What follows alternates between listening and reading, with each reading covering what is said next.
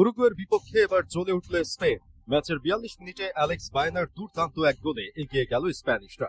অসাধারণ এই গোল দেখে মুগ্ধ হয়ে গেছে পুরো ফুটবল বিশ্ব। ম্যাচের শুরু থেকেই আক্রমণাত্মক ফুটবল খেলতে থাকে স্পেন।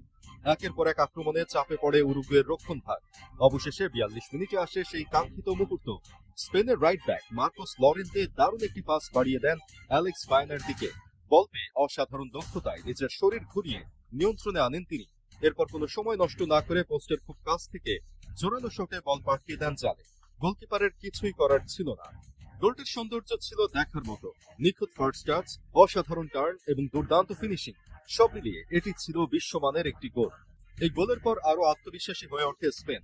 পুরো ম্যাচ জুড়ে বলের নিয়ন্ত্রণ ধরে রেখে উরুগুয়েকে চাপে রাখে তারা। এমন পারফরমেন্সে স্পেন আবারও জানিয়ে দিল বিশ্বকাপের মঞ্চে তারা যে কোনো প্রতিপক্ষের জন্য বড় হুমকি। অ্যালেক্স বায়নার এই দুর্দান্ত গোল এখন ফুটবল প্রেমীদের মুখে মুখে।